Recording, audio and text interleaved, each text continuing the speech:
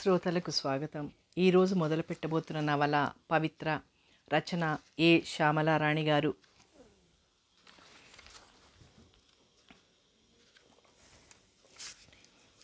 ప్రత్యూష పవనాల వల్ల అల్లల్లనా సాగుతుంటే శ్రావ్యంగా ముక్తకంఠంతో వినిపిస్తోంది సుప్రభాత కీర్తన.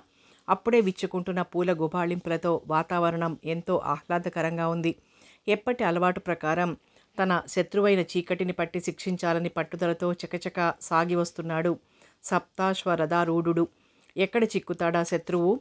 ఆ సహస్ర కిరణుడికి ఆర్ఘ్యపాదాలిచ్చి ఆతిథ్యమిచ్చి విజయోస్తు అంటూ సాగనంపుతున్నాడు గిరిరాజు.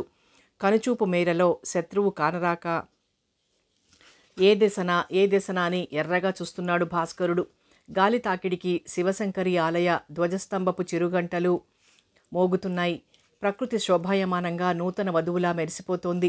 స్నాన సంధ్యానుష్ఠానాలు ముగించుకొని బాలాదిత్యుని అరుణిమ అంతా పోతపోసినట్లు ప్రకాశిస్తూ వస్తున్నారు ప్రణవానంద స్వామి. అది ఒకే మనిషి నడవడానికి అనువైన కాలిబాట. పక్కనే వాగు చట్టునాగిపోయింది నడక. ఎదురుగా చెంపకు చారడేసి కళ్లతో జగన్మంగళ విగ్రహం. ఆ సహస్ర మాస జీవి కళ్ళు తటిల్యతను చూసినట్లు ఒక్కసారి తళుక్కుమన్నాయి. సింధూరారుణ విగ్రహాం త్రినయనాం అంటూ పరాంబికను స్తోత్రం చేస్తుందాయన మనసు. ఈ స్త్రీమూర్తి ఎవరా అని విస్తుపోయారాయన. పరుగు పరుగున వచ్చిన యువతి స్వామి తన త్రోవ కడ్డు రావటంతో హఠాత్తుగా ఆగిపోయి ఎగవూపిరి తీసుకుంటోంది. ఆ చారడేసి కళ్లల్లో భయం, బాధ మరో గత్యంతరం లేక కన్నీటి రూపంలో బహిర్గతమవుతున్నాయి. తన కన్నీటి ప్రవాహం మరో వ్యక్తి చూడటం ఆమెకు ఘోర అవమానంగా ఉంది. ఎటు తప్పుకోవాలో తెలియక తికమకగా చూసి పక్కనే పారుతున్న వాగులోకి గెంతెయ్యాలని ఆవేశంగా తిరిగింది. అంతే, స్వామి సహస్రమాన జీవే, సందేహం లేదు. కానీ ఆయన చెయ్యి ఉక్కు చట్రంలా బిగుసుకుంది ఆమె భుజం చుట్టూ. విలువిల్లాడిందామె. నన్ను చావనివ్వండి, పిచ్చిదానిలా అరిచింది. స్వామి కళ్ళు ఆమెని ఆపాదమస్తకం పరికించాయి. 2 నిమిషాల నిశ్శబ్దం. చేతి పట్టు మాత్రం సడల్లేదు. చస్తాను అనలేవు, చావనివ్వండి అన్నావు. అంటే నీ చావుకి నా అనుమతి కోరుతున్నావన్నమాట. శబాష్, నేను అనుమతించే వరకు నువ్వు జీవించే ఉండాలి, అర్థమైందా? చేతిది ఉక్కుపట్టైన మాటల్లో మకరందం జాలువారుతోంది. ముఖం మీద ముడతలు మందహాసంతో విరిసి వెలుగు కిరణాల్లా ఉన్నాయి. ఒక్క నిమిషం ఆమె సూటిగా ఆ పండు ముదుసలి ముఖంలోకి చూసింది. ఏదో అర్థం కాని ఆత్మీయ భావం, వాత్సల్యం ఆ కళ్లల్లో సముద్ర తరంగాల్లా ఎగిసిపడుతున్నాయి. దుఃఖం మరింత కట్టలు తెంచుకుంది. పసిపిల్లలా వెక్కి వెక్కి ఏడవటం మొదలెట్టిందామె. కాస్త ఆవేశం, దుఃఖోద్వేగం తగ్గే వరకు ఆగి అడిగారు స్వామి, ఎవరమ్మా నువ్వు? ఆమె ఏమని సమాధానం చెప్పేలోగానే చర్రున పోలీసు జీపు ముందూసుకొచ్చి కాలిబాటన 100 గజాల దూరంలో ఆగింది. జీపులోంచి దిగుతున్న సబ్ ఇన్స్పెక్టర్ నారాయణను వేటగాడిలా చూస్తూ బీతహరిణిలా గజగజ వణికిపోయిందా అమ్మాయి. పోలీసులు, అమ్మో పోలీసులు, నన్నెందుకో పట్టుకోవడానికి వస్తున్నారు, నన్ను రక్షించండి. గద్గద స్వరంతో కంపించిపోతూ స్వామి పాదాల మీద పడింది. క్షణం ముందు చావడానికి సిద్ధమైన ఆ యువతి చావనీయమంటుందో మారు, రక్షించమంటుందో మారు. ఆయన ఆమెకేసి విభ్రాంతిగా చూశారు. పెనుగాలికి చిగురుటాకులా ఊగిపోతున్న ఆ లేత ముఖంలో మాలిన్యం లేదు, కాఠిన్యం లేదు, గడుసుదనం లేదు. నీకేం భయం లేదమ్మా, నేనున్నాను, స్థిరంగా పలికింది ఆ జడదారి కంఠం. ముందు వెనకలు ఆలోచించకుండా తన సిబ్బందితో వస్తున్న ఇన్స్పెక్టర్ భటుల మధ్యన యమధర్మరాజులా కనిపిస్తున్నాడు. మృత్యువు బారి నుండి ఈ వృద్ధుడు నిజంగా తనని రక్షించగలడా? ఆందోళనతో సతమతమవుతోందామె. నమస్కారం స్వామి, సాష్టాంగ పడిపోయాడు ఎస్ఐ. కానిస్టేబుల్స్ సెల్యూట్ చేసి నిల్చున్నారు. ఏం నారాయణ, బాగున్నావా? అభం శుభం ఎరగని ఆశ్రమం మీద పడ్డావేమిటిలా? ఏమిటి దాడి? స్వామి పరిహాసంగా నవ్వుకున్నారు. వినయంగా చేతులు కట్టుకుని నిల్చున్న నారాయణ ముఖంలో సన్నని క్రోధరేఖలు తొంగి చూశాయి. స్వామి వెనక వణుకుతూ నిల్చున్న అమ్మాయిని గుచ్చి చూస్తూ అన్నాడు, పవిత్రమైన ఆశ్రమాల్లో అపవిత్రులు జ్వరబడుతుంటే ఏం చేయమంటారు స్వామి? ఆశ్రమంలో అపవిత్రులా? ఏమిటి నారాయణ నువ్వు అంటున్నది? కరుణ చిలికే స్వామి కంఠంలో రవెంత కాఠిన్యం తొంగి చూసింది. క్షమించండి స్వామి, ఆశ్రమాన్ని అవమానించటం లేదు. ఈ చల్లని నీడలో బట్ట కట్టి బలపం పట్టిన వాడిని నేను. అంత సాహసం నాకు లేదు. కానీ వ్యభిచార గృహం నుండి తప్పించుకొని పారిపోయి వస్తున్న ఈ అమ్మాయి. నారాయణ మాట పూర్తి కాకుండానే ఆశ్చర్యంతో చివ్వున వెనుదిరిగి ఆమెకేసి మరింత నిశితంగా చూశాడు స్వామి. సిగ్గుతో అవమానంతో ఆమె తల అధోలోకంలో కూరుకుపోయింది. నిజమా అన్నట్టు నమ్మలేక స్వామి చూస్తూనే ఉన్నారింకా. పదునైన కత్తి గుండెలు దూసుకుపోతున్నట్లుందామెకు. ఏదో ఏదో చెప్పాలని విఫల ప్రయత్నం చేస్తోంది. నోట మాట రావటం లేదు. పెదవులు వణికి వంకర్లు పోతున్నాయి. ధారాపాతంగా కన్నీటి వర్షం కురిసిపోతోంది. నిస్సహాయంగా తల అడ్డంగా తిప్పి 2 చేతుల్లో ముఖం దాచుకుంది. ఏయ్, ఈ వేషాలు కట్టిపెట్టి నడు ముందు. స్వామి ఉనికిని మరిచి అధికార స్వరంతో గర్జించాడు ఎస్ఐ. నారాయణ, మందలింపు ధ్వనించింది స్వామి గొంతులో. నువ్వేదో పొరబడి ఉంటావు. నోరు లేని ఈ పిల్ల. తలడ్డంగా విదిల్చారాయన. పిచ్చుక మీద బ్రహ్మాస్త్రం వెయ్యరాదు. ఆమె తోవన ఆమెను పోని. మీకు తెలియదు స్వామి, బయట పట్టుబడిపోయినప్పుడు వీళ్లంతా నోరులేని పిల్లల్లాగే నటిస్తారు. ఇంకేదో అనబోయి ఆయన ముఖంలోకి చూసి ఆగిపోయాడు నారాయణ. ఓహో, నాకే తెలియదన్నమాట. బేష్. అదోలా ఆయన కదిలి కదిలి నవ్వుతుంటే పండుగడ్డం తమాషాగా ఊగుతోంది. కళతప్పింది నారాయణ ముఖం. సరే, నీ పని నువ్వు కాని. స్వామిని కోర్టుకు రప్పించాలని నీకు భలే సరదాగా ఉన్నట్టుంది. మళ్ళీ అదే నవ్వు. ఈ గడ్డపాయన కోర్టుకెళ్ళేం చేస్తాడు? దిగులుగా చూస్తోందామె. పూర్వాశ్రమంలో ఎదురులేని వకీలుగా కొన్ని దశాబ్దాల పాటు ఒక ఊపు ఊపి జడ్జి పదవి వదిలి స్వామిగా మారిపోయిన అతను కోర్టుకొస్తానంటే ఎస్ఐకి ముచ్చెమటలు పట్టాయి. ఏటికి ఎదురీదడం ఎంత ప్రమాదమో గ్రహించాడు. క్షమించండి స్వామి, క్షమించండి. డ్యూటీ నా చేతి ఇంతవరకు ఏమేమో మాట్లాడించింది. ఎన్నాళ్లుగానో ఆశ్రమానికి వచ్చి మీ దర్శనం చేసుకోవాలన్న కోరిక ఈరోజు ఈ విధంగా తీరింది. ఆశీర్వదించి నాకు సెలవిప్పించండి అంటూ మళ్ళీ పాదాభివందనం చేశాడు. ఆమె వదనంలో ఆశ్చర్యానికి అంతు లేదు. జీపు కదిలింది. ఆనందంతో తలమునకలవుతున్న ఆమెకు స్వామిని చూస్తుంటే సాక్షాత్తు దేవుడే అనిపిస్తోంది. వాతావరణం మళ్ళీ ఎప్పటిలా ప్రశాంతంగా మారింది. సప్తాశ్వుడి బంగారు కిరణాల పోగు వాగులో పడి తళతళమంటోంది. కృతజ్ఞతగా చూసిందామె స్వామికేసి. ఇక నీకేం భయం లేదు, హాయిగా వెళ్ళమ్మా అంటూ కదలబోయి ఆగారాయన. ఆ ఒక్క మాట మాత్రం గుర్తుంచుకో. పొరపాటున కూడా ప్రాణత్యాగానికి ఎన్నడూ ఒడిగట్టకు. జన్మానాం నరజన్మ దుర్లభం అన్నారు. మానవ జన్మ ఒక అపురూప వరం. ఏ ఉత్కృష్ట కార్యాన్ని నిర్వర్తించినా ఈ జన్మలోనే సాధ్యం. మనుషులమై జన్మించినందుకు మన జీవితంలో కనీసం ఒక్క జీవికైనా ఆనందాన్ని, సంతృప్తిని ఇవ్వగలిగితే అది ధన్య జీవితం.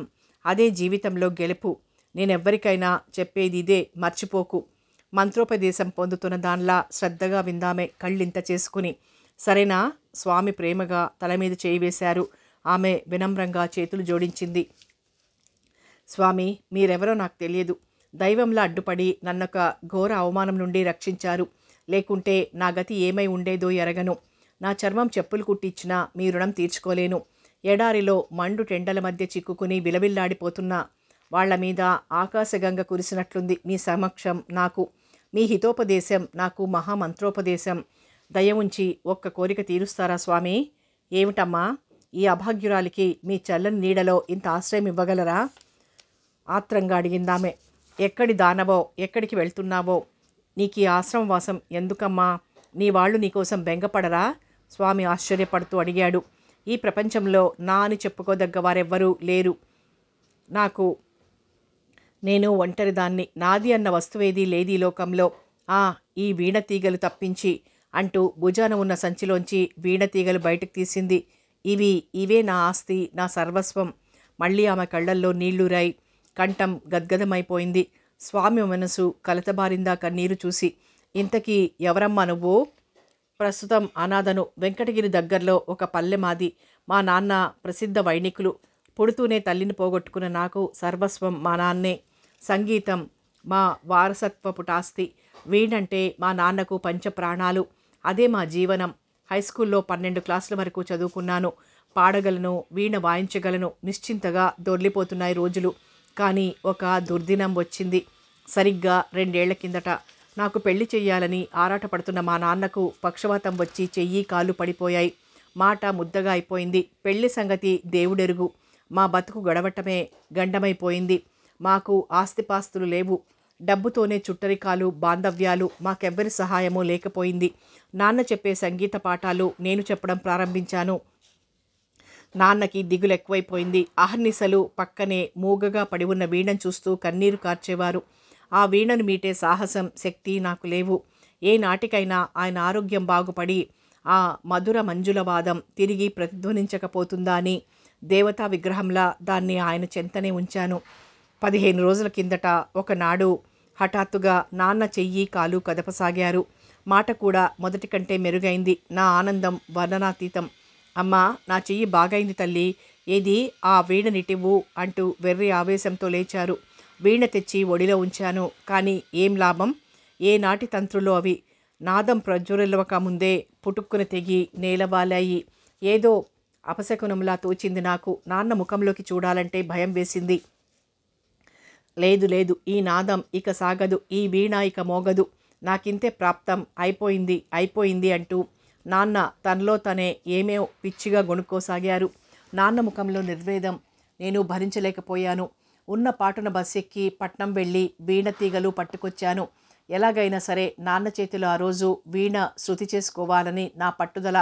కానీ నేను తిరిగొచ్చేసరికి జరిగిందేమిటి? నాశనం, సర్వనాశనం.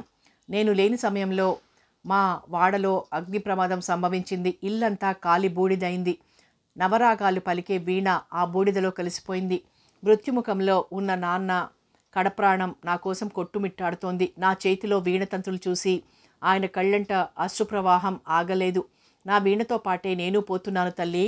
ఏ భగ్న వీణకు శృతి చెయ్యాలో నీ చేతిలోని తీగలు ఉంచమ్మా, ఉంచు అని నా తల నిమురుతూనే కన్ను మూశాడు నాన్న.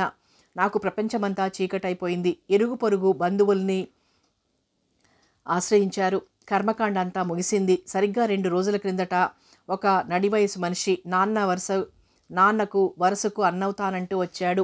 ఆడపిల్ల ఒంటరిగా ఉంటే చాలా ప్రమాదమని నన్ను తనతో రమ్మని ఎంతో ఆప్యాయంగా పిలిచాడు. ఊరి వాళ్ళు, ఇరుగు పొరుగులు నన్ను వెళ్ళమని సలహా ఇచ్చి సాగనంపారు. అంతే, నా ప్రమేయం లేకుండానే ఆ వాడ దాటి ఊరు దాటి వచ్చేశాను. రాజమండ్రిలో తన ఇంటికి తీసుకెళ్ళాడతడు. నా ఈడువాళ్ళు మరికొంతమంది అమ్మాయిలు ఉన్నారక్కడ. నాకు అక్కా చెల్లెళ్ళవుతారని చెప్పాడతను. వాళ్ళకు కూడా నా ఎడల ఎంతో ఆదరణ కనిపించారు. నేను ఒంటరిదారని కాను. నాకు నా వారున్నారని ఏదో నూలు పోగంత ఆశ నాలో కలిగింది. కానీ అది పుటుక్కున తెగిపోవడానికి అట్టే కాలం పట్టలేదు. బహుకాలం తరువాత నిన్న రాత్రి ఒళ్ళెరుగని నిద్ర పట్టింది నాకు. నిద్రలో కలకలం, సన్నని కేకలు. అదిరిపడి లేచాను. పోలీసులు వస్తున్నారు, పారిపో పారిపో. ఒక అమ్మాయి నన్ను మరింతగా బెదిరికొడుతూ పారిపోయింది. పారిపో అన్న మాటొక్కటే నా చెవిలో ప్రతిధ్వనించింది. చేతి సంచి భుజాన తగిలించుకొని ఇలా పరుగు తీశాను. పోలీసులు ఎందుకు వెంబడిస్తున్నారో, నేనెందుకు పారిపోయి వస్తున్నానో నాకే తెలియదు. సబ్ ఇన్స్పెక్టర్ చెప్పే వరకు అదొక వ్యభిచార గృహమని కూడా నాకు తెలియదు. అంతకుముందు అనాలోచితంగా ప్రాణం తీసుకోవాలన్న నాకు ఆ మాట వినేసరికి సిగ్గుతో, అవమానంతో నిల్చున్న చోటే కాలి బూడిదవ్వాలనిపించింది. ఇది జరిగింది. నేను నిరపరాధిని. నన్ను నమ్మండి, నాకు ఆశ్రయం ఇవ్వండి అంటూ కన్నీళ్లతో ముగించిందామె. స్వామి కళ్ళల్లోకి మరింత వెలుగొచ్చింది. నువ్వు నిరపరాధివని, అమాయకురాలివని నాకు నీ ముఖమే చెప్పిందమ్మా. ఎవరు నీచులు, బంధువులమని చెప్పుకుని వచ్చి నిన్ను మోసగించారన్నమాట. ఇకపై నీకేం భయం లేదు. ఈ ఆశ్రమం ఎందరెందరికో రక్షణనిచ్చే చల్లని తల్లి. ఆ నీడలో నువ్వు ఒక గూట్లో ఉందు గాని రా తల్లి. ఇంతకీ నీ పేరు? ఆమె నోరు తెరిచి ఏమో అనేంతలోనే స్వామి అడ్డొచ్చారు. ఇదివరకు ఏదైనా కానీ ఈ ఆశ్రమ ప్రాంతంలోనే అకారణంగా నువ్వు నిందించబడ్డావు కనుక ఈ రోజు నుండి నేను నిన్ను పవిత్ర అని పిలుస్తాను. పవిత్ర. కళ్ళల్లో కరుణ జాలువారుతున్న ఆ మహామనీషి అలా అనగానే ఆమె శరీరం పులకించింది. పవిత్ర, పవిత్ర, నేను ఈ రోజు నుండి పవిత్రను. నోరారా అపురూపంగా ముమ్మారు ఉచ్చరించుకుంది పవిత్ర. నాతో రామ్మా. స్వామి చురుగ్గా ముందుకు కదిలారు. పట్టణ వాతావరణానికి సుమారు 20 మైళ్ళ దూరంలో ఉన్న ఆ ఆశ్రమం అచంచల దీర్ఘ తపోనిష్టలో ఉన్న యోగినిలా గోచరించింది పవిత్ర కళ్లకు. భయము, భక్తి, వినయము సమ్మిశ్రితంగా చేతులు జోడించింది. స్వామి చెబుతున్నారు, ఆశ్రమం అంటే ఇది ఒట్టి జపతపాల ఆధ్యాత్మిక కేంద్రం కాదమ్మా. ఎందరో దీనులకు, అనాథలకు, వృద్ధులకు ఆశ్రయం. మానవ సేవే మాధవ సేవ అన్నది ఆశ్రమ మూల సూత్రం. వాగు దాటి వచ్చారు. దూరాన ఉత్తర దిశగా పెద్ద హవేలీ, చుట్టూ సువిశాలమైన తోటలు కనిపిస్తున్నాయి. తనపై అలిగే యోగినిగా మారిన ప్రియురాలు ఎప్పుడు కళ్ళు తెరిచి తనను వీక్షిస్తుందా అని ఎదురు చూస్తున్న రాకుమారుడిలా కనబడిందా భవంతి పవిత్ర కళ్లకు. అదిగో ఆ హవేలీ చూశావా? అది నా బాల్యమిత్రుడు స్వర్గీయ రాజా పద్మనాభరావుది. అతని ఆదర్శాల కలల ఫలితమే ఈ ఆశ్రమం. స్వామి మాటలకు కాస్త ఆగి రాచ టీవీలో నిలిచిన హవేలిని మరోమారు పరీక్షగా చూసింది పవిత్ర. ఆ హవేలిది ఒక మూగ గాథ. అంతవరకు ప్రశాంతంగా ఉన్న స్వామి ముఖంలో బాధ కనిపించింది. సృష్టే విచిత్రం. సకల భోగభాగ్యాలు ఉండి చిటికెడు ఆనందానికి నోచుకొని ఆ దురదృష్టవంతులు సరిసర్లే ఇటు పద మాట మార్చేసి బాట ముందుకి నడిచారు. బాధితులకు శోకతప్తులకు తమ బోటివారిని గురించి తెలుసుకోవాలనే కుతూహలం సహజంగా ఉంటుంది. కానీ స్వామి ఇంకేమీ చెప్పలేదు. దూరాన ఆశ్రమంలో ఏ మూల నుండో ముక్తకంఠంతో ప్రార్థనా గీతం వినిపిస్తోంది. ఆశ్రమ ప్రాంగణంలో అడుగుపెట్టిన పవిత్ర శరీరం దూదిపింజలా తేలికైంది. ఆశ్రమవాసులు వేసిన తీరైన బాటలు, బాటకిరువైపులా గుబురైన పచ్చని చెట్లు, ఆ పుష్ప ఫల వృక్షాల మధ్య అక్కడక్కడ వరుసగా కొన్ని చోట్ల చెదురుమదురుగా ముచ్చటైన కుటీరాలు, ఆ కుటీరాల మధ్య జపమాలలో మేరుపు పూసల ధూపదీపాలతో కళకళలాడుతున్న దేవీపీఠం. అతి శోభాయమానంగా ఉన్న ఆశ్రమం త్రేతాయుగం నాటి ఋషి పల్లెలా తోచిందామెకు. ప్రభాత కీర్తన ముగిసినట్లుంది. జనం నిశ్శబ్దంగా బయటకొచ్చి ఎవరి నివాసాలకు వారు వెళ్తున్నారు. బాలలు, వృద్ధులు, యుక్త వయస్కులు, ఆడ మగ నిశ్చింతగా నిరాడంబరంగా స్వేచ్ఛగా ఉన్నట్లు కనిపిస్తున్నారు. ఇందరిని పోషించి రక్షిస్తున్న ఘనత ఆ హవేలీదే. నేను నిమిత్తమాత్రుణ్ణి అంటున్నారు స్వామి. ఆయన చూపులకే కాక అంతరంగంలో అంతకంటే నిరాడంబరుడని అనిపించింది పవిత్రకు. కరుణ, స్వామి ఎవరినో పిలిచారు. ఒక స్త్రీ వచ్చి వారి ముందు నిల్చుంది. స్వామి పిలిచిన పేరుకు ఆ వచ్చిన వ్యక్తికి ఏమాత్రం పొందిక ఉన్నట్లు తోచలేదు పవిత్రకు. పొట్టిగా, నల్లగా, ఎత్తైన పళ్లతో, రూపంలో వక్రతతో పాటు అంతకు మించిన కటుదనమేదో ఆమె జీవన సౌఖ్యాన్ని పోగొట్టుకున్నాయని చెబుతున్నాయి. పవిత్రనో మారు రవంత అసూయగా చూసి, చెప్పండి స్వామి అందామె. ఆమె స్వామితో మాట్లాడడానికి వినయం ఎరువు తెచ్చుకున్నట్టే ఉంది. నిర్లక్ష్యం ఆమె స్వభావమని తెలుస్తుంది. రాఘవ ఏం చేస్తున్నాడమ్మా? ఇవాళ విజయదశమి కదా స్వామి. హవేలీలో అన్న సంతర్పణ ఏర్పాట్లేవో చూడ్డానికి పోయేడ్చినట్లున్నాడు. పిలవమంటారా? కరుణ, స్వామి కొంచెం చికాగ్గా చూశాడు. నీకెన్నిసార్లు చెప్పానమ్మా మృదు సంభాషణ అలవర్చుకోమని. పోయేడ్చినట్లున్నాడు అనే బదులు వెళ్ళినట్లున్నాడు అంటే నీ సొమ్మేం పోయింది? రేకు డబ్బాలో గచ్చకాయలు పోసి గలగలలాడించినట్లున్న ఆమె మాట తీరుకు విసుక్కున్నారు. కరుణ ఏమీ చలించలేదు. సరేలే, పిలవక్కర్లేదు. కీర్తి ఉండే కుటీరానికి ఎదురుగా ఉన్న కుటీరం ఖాళీ అనుకుంటాను. అది ఈ అమ్మాయికి ఇమ్మన్నానని చెప్పు. ఆమె పవిత్రను మళ్ళీ ఒకమారు ఈర్ష్యగా చూసి, అది దాచుకుందుకు చాలా ప్రయత్నం చేసి, ఇంతకీ ఈ అమ్మాయి ఎవరు అంది కర్ర విరిచినట్టుగా.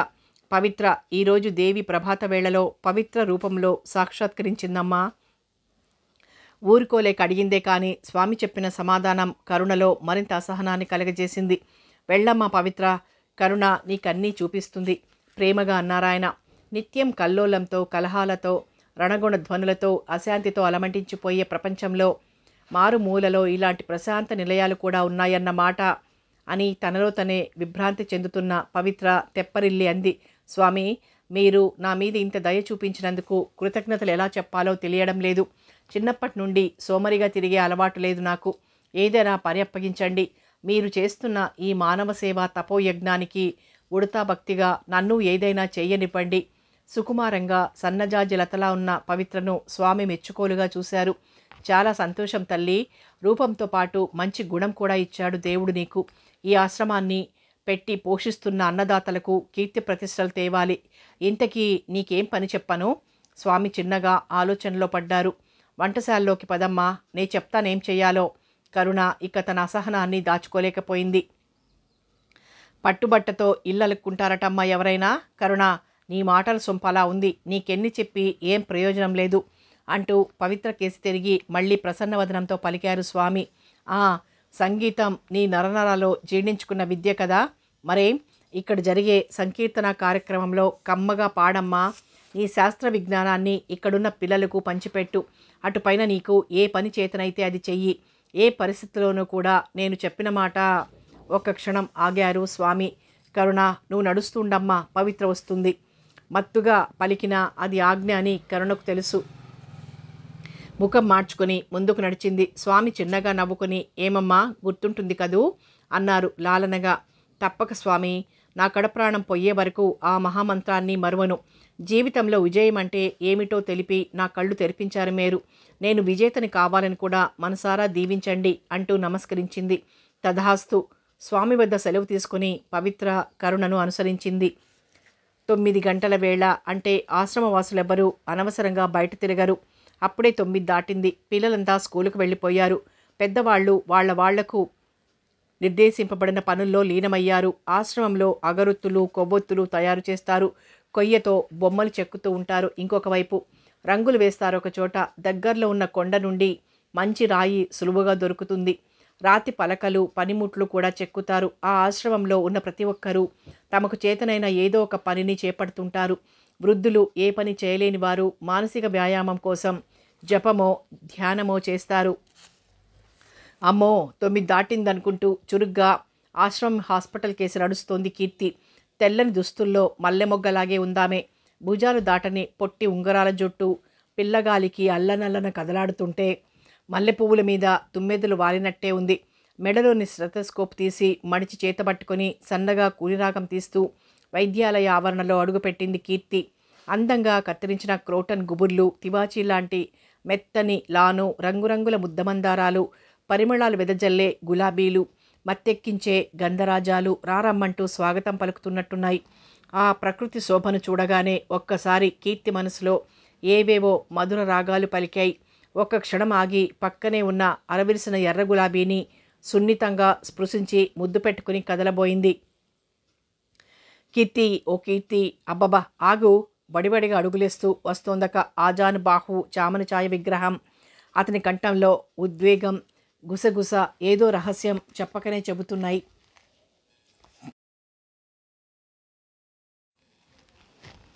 గంపెడు జాజిపూలు అనుకోకుండా ఎవరో తనపై కుమ్మరించినట్లుగా కీర్తి శరీరం పులకించింది. ఆ కంఠం వింటూనే ఆమె కళ్ళల్లోని తళుకుల ముందు తడియారని కోమల పత్ర సమూహంపై పడి ప్రతిఫలిస్తున్న భానుకిరణాల తళతళలు దిగదుడుపు అనిపించాయి. ఆమె బుగ్గల్లోని కెంపులు, ఆ రంగులు పూర్తిగా కాస్తగా అందుకుంటుంటే ఎలా ఉంటుందో చూద్దామని కుతూహలపడుతున్నట్లుగా గాలి ఊపుకు ఊగి రివ్వున తాకిపోయిందొక నందివర్ధనం పూలరెమ్మ. మంత్రముగ్ధలా టక్కున ఆగిపోయింది కీర్తి. హమ్మయ్యా, హాస్పిటల్లో దూరిపోకుండా నిన్ను కలవగలనా లేదా అని పరుగు పరుగున వచ్చాననుకో. వగరుస్తూ ఆగాడతను. ఏం కొంప మునిగిందట? అంతవరకు పొందిన పారవస్యాన్ని అణువంతైనా బయటపడనీయకుండా వెటకారంగా అడిగింది కీర్తి. అతని ముఖంలో అందమైన కసి కనిపించింది ఆ మాటలకి. కొంప కాదు డాక్టరమ్మ, మునుగుతున్నది నేను. కొంచెమైనా దయా దాక్షిణ్యాలుంటే మరీ ఇంత కసాయితనంగా ఇలాంటి దారుణం చూస్తూ ఊరుకోగలిగేవాడివేమో. కానీ నువ్వు ఊరుకోగలిగేదానివేనా? తనంతా తాను అదుపులో పెట్టుకునే ప్రయత్నంలో బలిష్టమైన దవడలు చిన్నగా బిగుసుకున్నాయి. దారుణమా? సరి మన ఎప్పటి పాత కథేగా, తర్వాత తీరిగ్గా వింటాలే నీ సోది. ముందు రోగులను చూడాలి పద. కీర్తి చిన్నగా నవ్వుతూ కదలబోయింది. ఆమె మాటల్లో ఈసడింపున్న నవ్వగానే రవంత ధైర్యం పుంజుకున్నాడతను. 4 వైపులా చూసి ఎవరూ లేకపోవడంతో కీర్తి 2 చేతులు పట్టుకొని బలంగా గుండెలకు హత్తుకున్నాడు. డోంట్ బీ సిల్లీ డాక్టర్ త్యాగి, ఇది ఆశ్రమమని మర్చిపోకు. విసురుగా చేతుల్లాక్కుంది కీర్తి భయంగా చుట్టూ చూస్తూ. నోట వచ్చిన మాట ఎలా ఉన్నా అతని స్పర్శకి ఆమె అణువు పులకించిపోతూ ఉందని కనిపెట్టనంత అమాయకుడు కాదు త్యాగి. అందుకే మరికాస్త చొరవ తీసుకుని చిలిపిగా నవ్వుతూ ఆమె భుజం చుట్టూ చేయి వేశాడతను. నో ప్లీజ్, నెమ్మదిగా బతిమాలింది కీర్తి అతని కళ్ళల్లో కళ్ళుంచి మృదువుగా తన మెడ చుట్టూ బిగుసుకుంటున్న చేతుల్ని విడదీస్తూ. కసరకుండా ప్రాధేయపట్టంతో త్యాగికి రెట్టింపు బలం వచ్చింది. కోపంతో విరుచుకుపడ్డాడు. ప్రాణాలు తీసేస్తున్నావు డాక్టరమ్మ. నువ్వు మనిషివో గుండ్రాయివో నాకు అర్థం కావడం లేదు. నోరెత్తితే చాలు ఇది ఆశ్రమం అంటావు. మనం కలుసుకునేదే ఈ ఆశ్రమంలో. మరి నువ్వు మాట్లాడవు, నన్ను మాట్లాడనివ్వవు. ఎంతకాలం ఇలా? నాకప్పుడే వృద్ధాప్యం వచ్చేస్తోంది. ఈరోజు తలలో ఒక తెల్ల వెంట్రుక తొంగి చూసింది. 2 రోజుల్లో మరి కాస్త నెరపొస్తుంది. మరో రోజు పన్నూడి పోతుంది. చెవుడు గుడ్డి వరుసగా సంప్రాప్తిస్తాయి. అప్పుడు తీరికగా నీ ప్రేమంతా కురిపిద్దువు గాని. ఇంతే ఈ త్యాగిగాడి బతుకు, ఇంతే. ఏం చేస్తాం? పెట్టి పుట్టలేదు మరి. ఏకాంతంలో దర్శనమే గగనమైపోతుంటే ఇంకా వారాలిచ్చేదెప్పుడీ దేవత? కోపంగా మొదలుపెట్టి చివరికి అలిగి బుంగమూతి పెట్టాడు త్యాగి. చిలిపి నవ్వితో మరింత కవ్వించింది కీర్తి. త్యాగిని అలా చూస్తున్న కొద్దీ చూడాలనే ఉందామెకు. అయిందా ఆక్రోశం? ఒకసారేమో చిట్రాయినంటావు, మరోసారి అంతట్లోనే దేవతినే అంటావు. ఏమిటో నీ వాలకమంతా చూస్తుంటే డాక్టర్ గారి ఆరోగ్యం ఏమీ బాగున్నట్లు కనబడదు. ఏది చూడని అంటూ త్యాగి చేయి పట్టి పల్స్ చూడటం నటించింది కీర్తి, అతన్ని కాస్త శాంతింపచేయాలని. ఆ మాత్రానికే జన్మ తరించినట్లు పొంగిపోయి అంతలోనే కుంగిపోయాడు త్యాగి. నీరసం ఆవరించింది అతన్ని. ఎన్నాళ్ళిలా చెప్పు కీర్తి, ఉప్పు పులుపు తింటున్న సామాన్య మానవుడిని, కానీ నేనేం యోగిని తాపసిని కానే. ఎంతకని నన్నిలా దుఃఖపెట్టి ఆనందిస్తావు? ఎప్పుడు చూసినా ఆశ్రమం రోగులు అంటావే తప్ప నీకోసం పడి చేస్తున్న ఈ ప్రేమ రోగిని కాస్తైనా పట్టించుకుంటున్నావా? కీర్తి ఎంత బలవంతాన ఆపుకోబోయినా నవ్వాగలేదు. సభాష్, నువ్విన్నాళ్ళు వట్టి త్యాగివే అనుకుంటున్నాను సుమా. ఓహో, రోగివి కూడా అయ్యావన్నమాట. చూడు రోగి, నీ రోగానికి ఒక్కటే మందు. ఏమిటది? కుతూహలంగా ఒక అడుగు ముందుకేశాడు త్యాగి. చెప్పనా? పెళ్ళి. త్యాగి గబాల్న కీర్తిని వాటేసుకోబోయాడు. స్టాప్ స్టాప్ అంటూ తనే కాస్త అతనికి దూరం జరిగింది కీర్తి. పెళ్ళంటే ఇట్టే 2 అక్షరాల్లో పలికేసినంత తేలిక కాదు వైద్యరాజా. దానికి స్వామి అనుమతి కావాలని మర్చిపోకయ్యా. తొందరపడితే దండన తప్పదు. అడుగు దూరంలో ఉన్న అవకాశం ఆమడ దూరంలోకి పోతూ ఉంటుంది. తర్వాత ఎంత పశ్చాత్తాపపడినా ఏమీ ప్రయోజనం ఉండదు. త్యాగి విని విననట్లుగా ఏటో చూస్తూ క్రోటనాకులు తుంచసాగాడు. విన్నావా నే చెప్పింది? త్యాగి యథాప్రకారం ఒక్కొక్క ఆకే తుంచిపోస్తున్నాడు. ఏయ్ త్యాగి, మాట్లాడవేం? దగ్గరగా వచ్చింది కీర్తి. గాలికి సయ్యాటలాడుతున్న ఆమె పైట చెరుగు అతని ముంజేతిని సున్నితంగా తాకుతోంది. ఏవేవో చిలిపి కోరికలన్నింటినీ బలవంతాన అణిచిపెట్టుకొని మౌనభంగం కాకుండా కాపాడుకుంటున్నాడు త్యాగి. నా మీద కోపం వచ్చింది కదూ? ఈసారి ఉలుకు పలుకు లేకుండా ఎటో చూశాడు. ప్లీజ్ త్యాగి, మాట్లాడు. అల్లరి చేసే నీలాంటి వాళ్ళు మౌనం వహిస్తే ఎంత రంపపు కోతగా ఉంటుందో తెలుసా? కీర్తి కంఠం దీనంగా ఉంది. ఆమె సున్నితంగా అతని భుజం మీద చెయ్యి వేయబోయి ఏదో గుర్తొచ్చినట్లుగా చట్టున వెనక్కి తీసేసుకుంది. త్యాగి వెనక్కి తిరిగి చూశాడు. నా మనసేమిటో నీకు తెలియదా త్యాగి? చొరవ చేసి వద్దంటే చిన్నబుచ్చుకొని నా మీద అలక సాధిస్తావు నువ్వు. ఎంత డాక్టర్నైనా ఆడదాన్ని కావడం చేత సమయాల్ని హద్దుల్ని గుర్తు తెచ్చుకొని లోపలే కుమిలిపోతాను నేను. నన్ను అర్థం చేసుకోలేవా?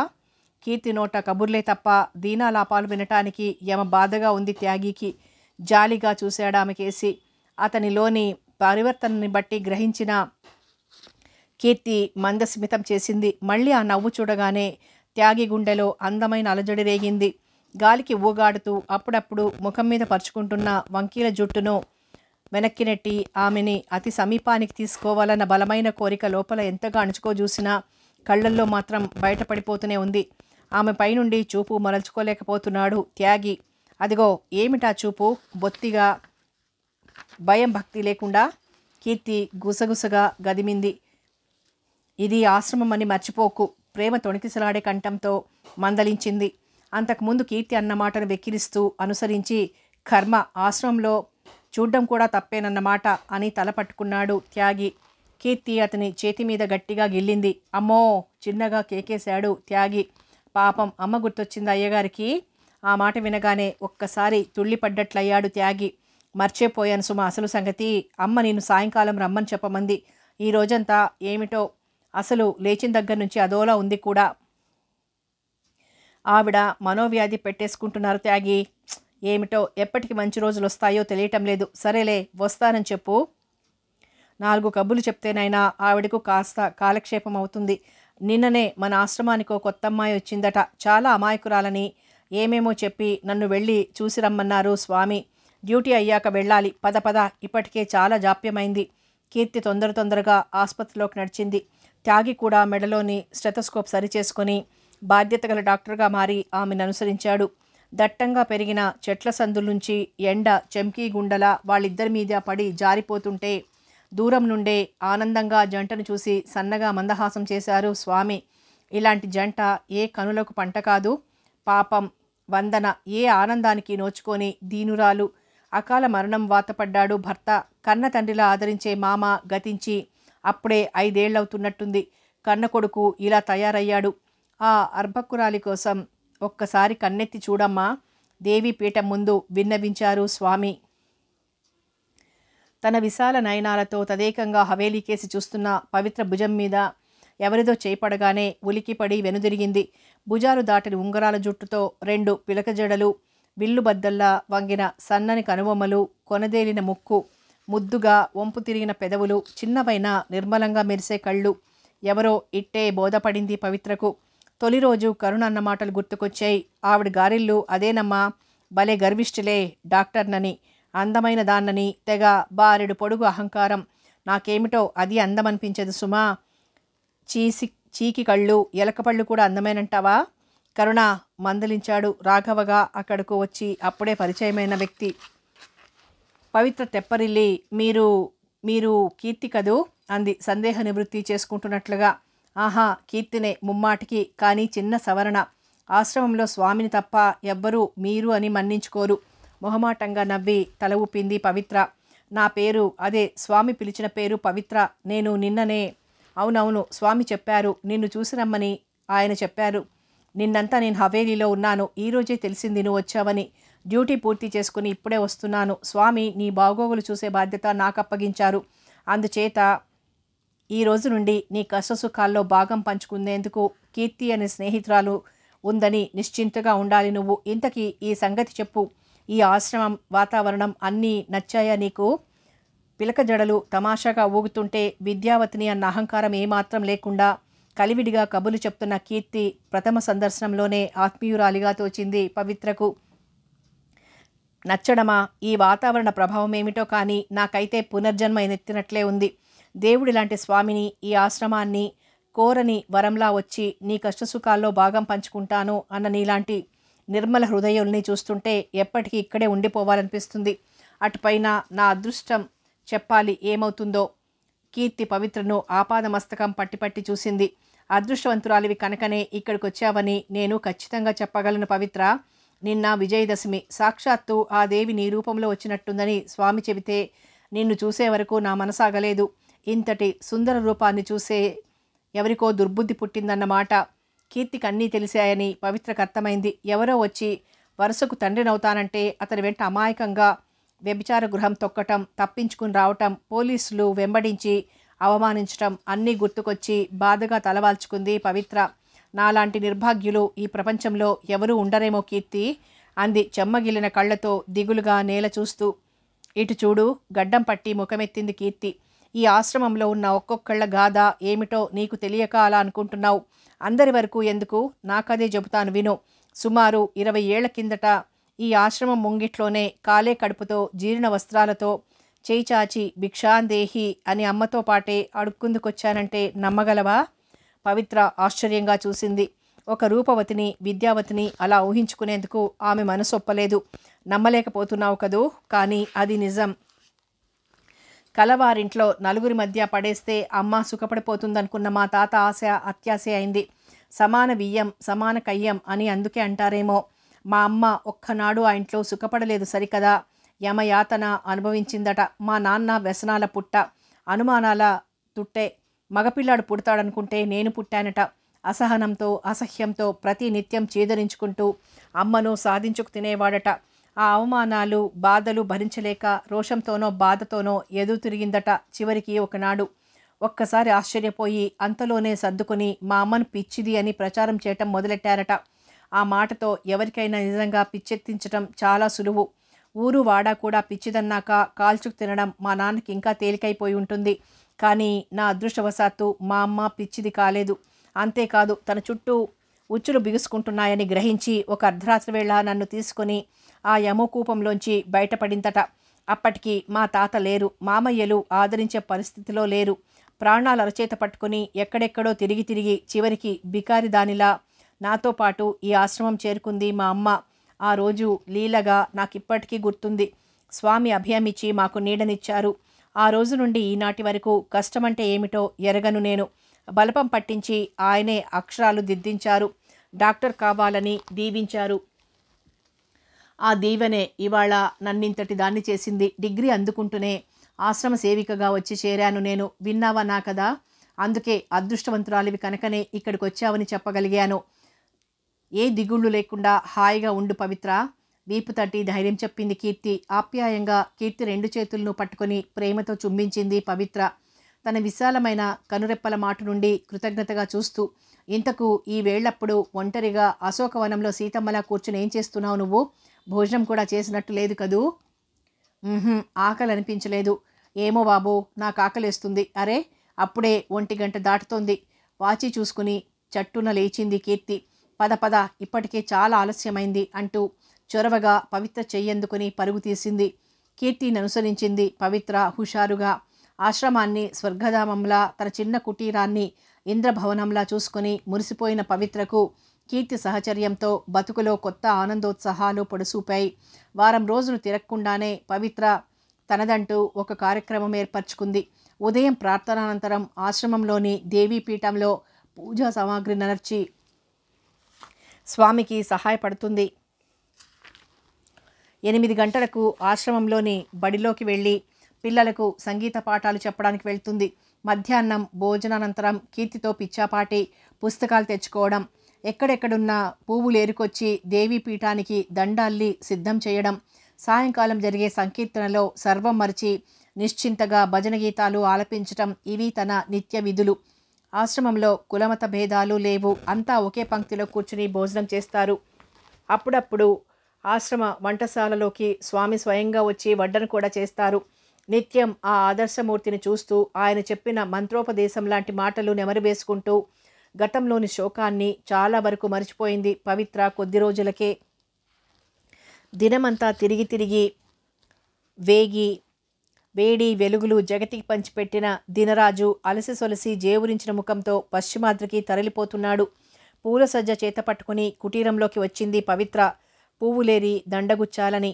గుబురుగా పెరిగిన పున్నాగ చెట్లు ఆ మాటు నుండి కోయిలల కుహుకుహులు పలకరిస్తున్నాయి. పలచని ఎండ చెట్ల తలలపై పడి బంగారు నీరు చల్లారా అన్నట్లు మెరిసిపోతోంది. సన్నగా రేగిన గాలికి వృక్షాలన్నీ వయ్యారంగా ఊగుతూ సామూహికంగా సంగీతం పాడుతున్నాయి.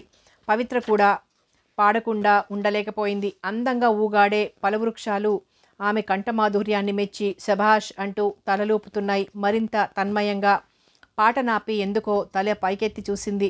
గున్నమామిడి కొమ్మ మీద కపోత మిథునం ఆమెని ఆకర్షించింది. ముక్కులు కదలకుండా గొంతుతో వింతగా శబ్దం చేస్తూ ఒద్దికగా కూర్చున్న పక్షుల జంట పవిత్ర అలా చూస్తుంటే సిగ్గుపడినట్లు ఇబ్బందిగా కదిలింది. పవిత్ర మనసులో అపురూపమైన కొత్త కొత్త భావాలేవో రంగురంగుల గాలిపటాల్లా విహరించసాగాయి. కళ్ళు వింతగా తళతళలాడాయి. నునుసిగ్గుగా తనలో తను నవ్వుకుంటూ జాజి పందిరి దగ్గరికి చేరింది. పూల చుట్టూ జుమ్మంటూ రొద చేస్తున్న మధుపాలు దూరంగా తప్పుకున్నాయి. ప్రకృతి ఎంత మనోహరంగా ఉంది. తనలో తనే అచ్చెరు పొందుతూ చిన్న నిచ్చెన తెచ్చి పందిరి కానించి 2 మెట్లెక్కి మొగ్గలు తుంచసాగింది. రివ్వున వీచిన గాలి కెరటం అల్లరిగా పవిత్రం తాకుతూ పయ్యద నేల గిరాటు కొట్టి పారిపోయింది. పవిత్రకు ఒళ్ళు గగుర్పాటు చెందింది. సన్నని బెదురు బిడియం ఉక్కిరి బిక్కిరి చేస్తుంటే నేల పారాడుతున్న పైట చెంగునందుకోబోయి నిచ్చెన జారి దబ్బున కింద పడింది. వెంటనే లేవాలంటే వశం కాలేదు. ఒక చెయ్యి నడుం కింద, ఒక చెయ్యి నిచ్చెన కింద ఉండిపోయాయి. అలా పడినందుకు చాలా సిగ్గనిపించింది. ఎవరైనా చూస్తున్నారేమోనని చుట్టూ దృష్టి సారించింది. ఆశ్రమవాసులెవ్వరూ ఆ సమయంలో అక్కడ లేరు. కాస్త సర్దుకుంది. కానీ అదే సమయంలో హవేలీ నుండి ఆశ్రమానికి వచ్చే సన్నని కాలిబాట మీద ఆమె దృష్టి నిలిచింది. తెల్లని ధోవతి సిల్కు చొక్కా ధరించిన యువకుడు అప్పుడే అటుగా వస్తున్నాడు. చెరకు విల్లును పుష్ప బాణాలను మంచి బాట తప్పి ఆశ్రమంలో ప్రవేశించిన మన్మధుడే అయి ఉంటాడనిపించింది పవిత్రకు. అలా చూడటం తప్ప ఒప్ప అన్న సంకోచం లేకుండా తన వెడల్పాటి కళ్ళను మరింత విప్పార్చుకొని చూసింది. ఆ యువకుడు సమీపానికి వస్తున్నాడు. కదలాలనిపించినా కదల్లేకపోయింది పవిత్ర. పవిత్ర పక్కనుండే సాగిపోతున్నాయి అతని పాదాలు లేత తమలపాకుల్లా. అతని చూపులు మాత్రం ఎటో ఉన్నాయి. ఆ బాట పక్కనే పడి ఉన్న పవిత్రను అతను బొత్తిగా గమనించినట్టే లేదు. అలా ఒరిగిన పవిత్ర గుడ్లప్పకించి చూస్తూనే ఉండిపోయింది. అరరే పవిత్ర, ఏమిటిలా పడున్నావు అంటూ ఎటు నుండో పరుగున వచ్చి నిచ్చెన పక్కకు నెట్టి లేవదీసింది కీర్తి. అప్పుడే తెలివొచ్చినట్లయిన పవిత్ర కంగారుగా చూసి కీర్తి సాయంతో ఒంటినంటుకున్న మట్టి దులుపుకుంటూ లేచింది. చెట్టంత మనిషి పక్కన పడి ఉంటే తలైనా తిప్పకుండా సాగిపోయినవాడు వెర్రివాడా గుడ్డివాడా అనుమానం వచ్చింది. కీర్తి, ఎవరా మనిషి? అదుగో దూరంగా తెల్లబట్టల్లో తర్జనితో చూపింది. అతను స్వామి కుటీరం కేసి సాగిపోతున్నాడు. అతనో ప్రవరాఖ్యుడు, పేరు ఆదిత్యుడనుకో. వందనాదేవి అనుంగు పుత్రుడు, స్వర్గీయ రాజా పద్మనాభరావు గారి పౌత్రుడు. కాలేజీ చదువు ఎలా వెలిగించాడో కానీ ప్రస్తుతానికి పరధ్యానమే తప్ప ఇహ ధ్యానం లేని పరమ భాగవతోత్తముడు. సరేనా? కీర్తి అదోలా నవ్వింది, జీవం లేని నవ్వు. కథ కొనసాగుతుంది.